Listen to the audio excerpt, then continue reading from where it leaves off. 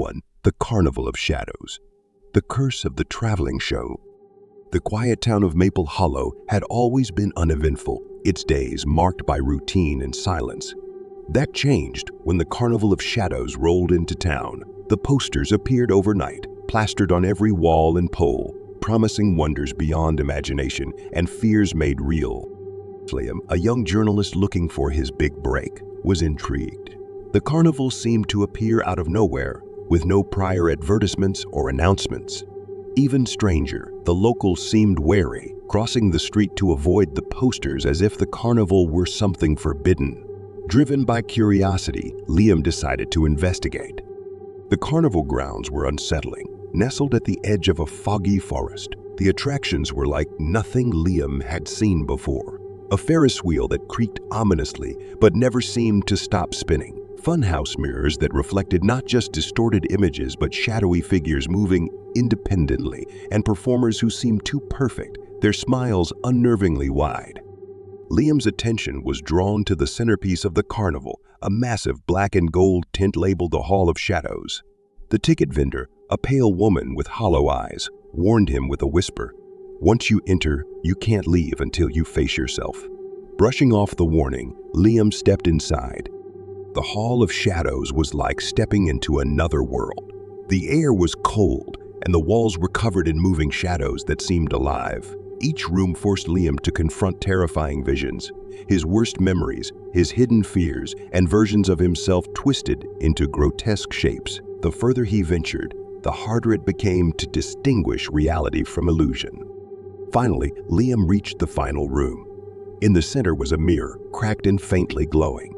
As he approached, his reflection stepped out, a dark, smirking version of himself. "You can't leave until one of us stays," it whispered. The next morning, the carnival was gone, leaving nothing but trampled grass and a faint scent of burning wood. Liam's notebook was found at the site, filled with frantic scribbles. Weeks later, a new town woke to find the same posters plastered on their walls. 2. The Silent Village. The Ghosts of Hollow Creek. Hollow Creek was a village that existed only on certain nights. Hidden deep in the mountains, it would appear to travelers lost in the wilderness, offering shelter and warmth. But the village was no sanctuary. It was a trap. Rebecca, an experienced hiker, stumbled upon Hollow Creek after losing her way during a storm. Exhausted and freezing, she was relieved to see the village's lights glowing warmly through the trees. The villagers greeted her kindly, offering her food and a room at the inn. Yet something felt off. The villagers' smiles never quite reached their eyes, and they moved almost too quietly, as if afraid of making noise. That night, Rebecca awoke to a strange sound, whispers coming from the walls. She peered out the window and saw the villagers standing in the town square, staring up at the sky. Their faces were blank, their mouths moving silently. When she stepped outside, they turned to her in unison. One of them, an old man with empty eyes, whispered, "Leave before dawn or stay forever." Panicking, Rebecca tried to find her way out of the village, but the paths twisted and looped back to the center. The storm had cleared, but the moonlight illuminated shadowy figures standing at the edge of the forest, their hollow eyes fixed on her. As dawn approached, Rebecca found herself back at the inn, unable to leave. The villagers' voices echoed in her head, "Stay forever." When the sun rose, Hollow Creek vanished, leaving no trace of Rebecca or the village. Hikers still report seeing lights in the mountains, but no one who ventures toward them returns. 3. The Manor of the Forgotten. A deal with the shadows. Theo was a struggling artist, desperate for inspiration and a break from his mounting failures. When he inherited a crumbling manor from a distant relative, he saw it as an opportunity to escape the chaos of the city.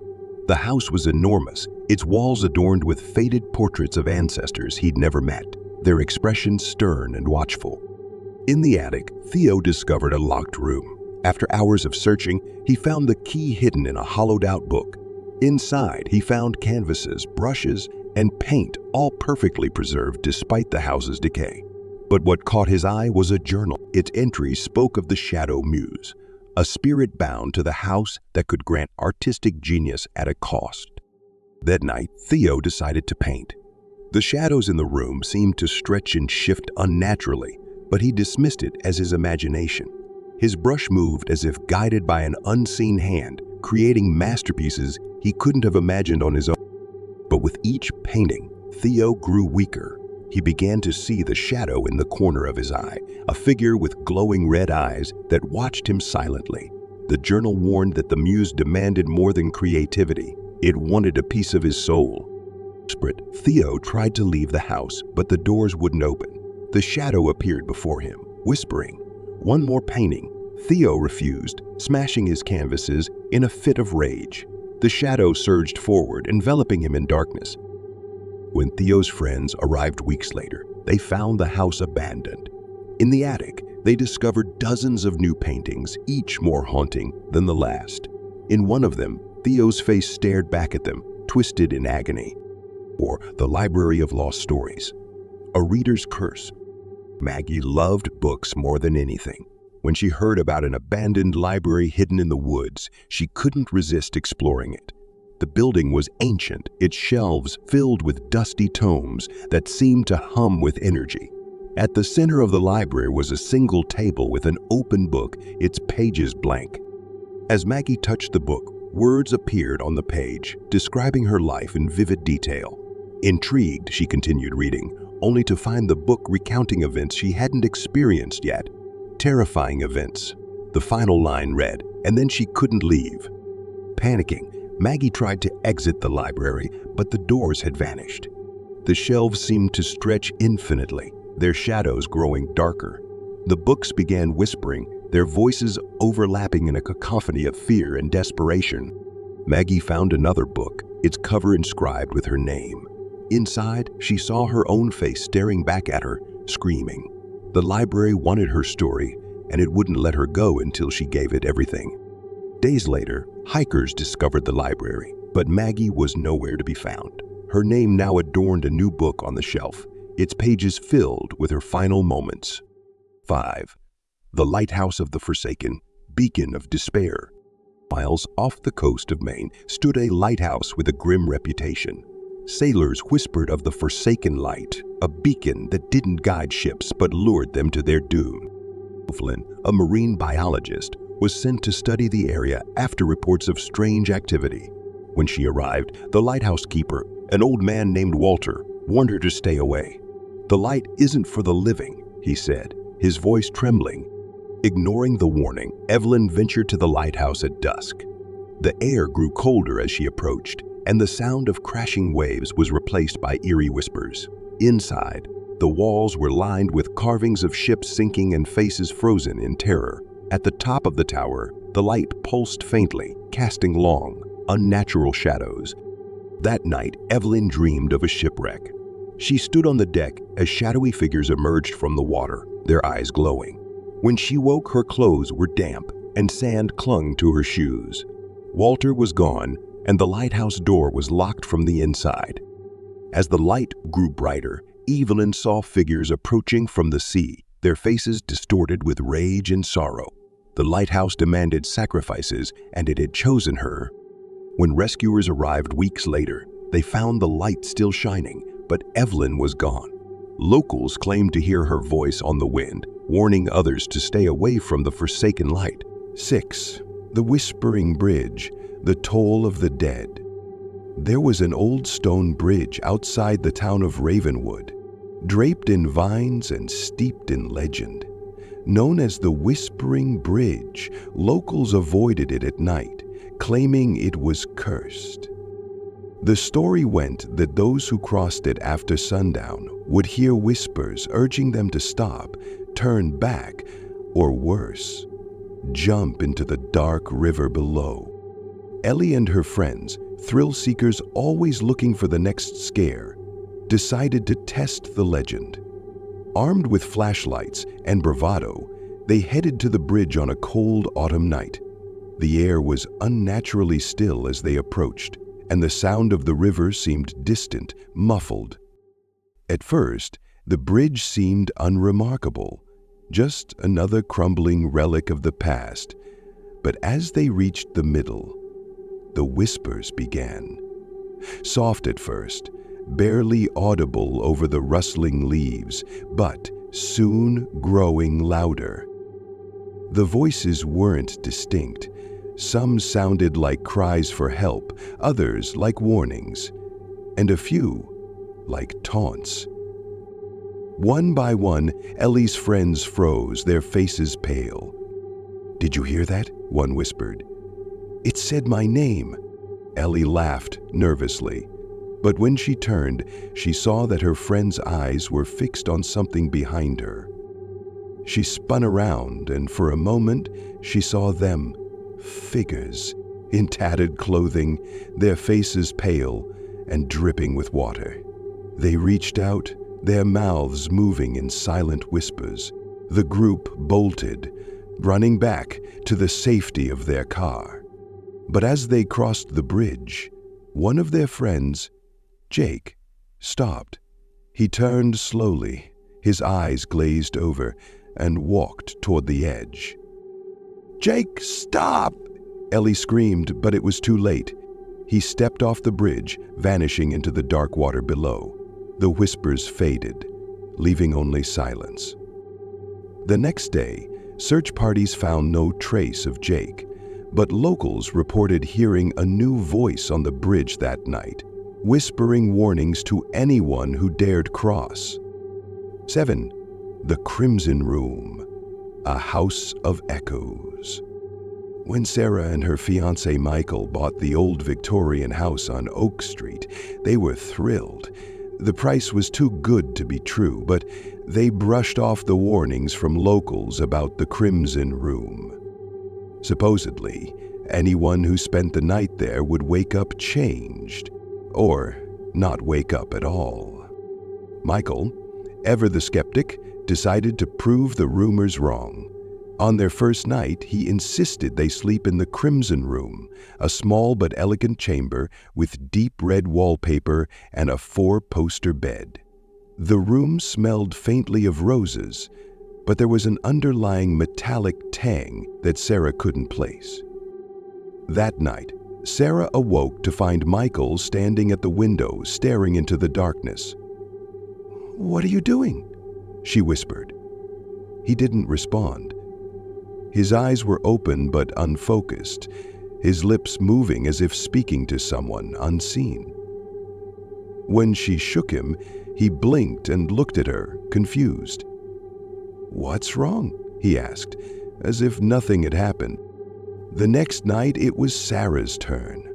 She dreamed of shadows swirling around her, their hands reaching for her throat.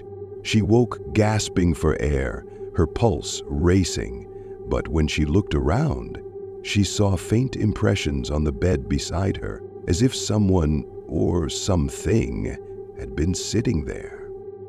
Over the next week, the couple grew distant, arguing over small things and waking up with no memory of what had been said.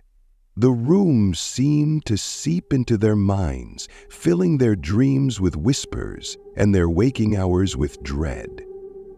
Finally, Sarah insisted they leave the house, but as they packed, Michael froze in the doorway of the Crimson Room. "They don't want us to go," he said, his voice eerily calm. Sarah turned to see the walls bleeding, the crimson wallpaper oozing dark streaks that pooled on the floor. Michael's eyes rolled back and he collapsed. The room fell silent, its secrets sealed once more. When the house was sold again years later, the Crimson Room remained locked, but at night faint whispers could still be heard through the door. 8. The Theater of Shadows, Performances of the Dead. The Grand Orpheus Theater had been closed for decades, its once lavish interior now decayed and forgotten. Yet, rumors persisted that on certain nights the lights would flicker on and ghostly performances would play out on its abandoned stage. Henry, an amateur filmmaker, decided to investigate. He and his team snuck into the theater on a moonless night, their flashlights casting eerie beams through the dust-filled air. The building seemed alive, groaning with every step they took. As they reached the main hall, the lights flickered on, illuminating the stage.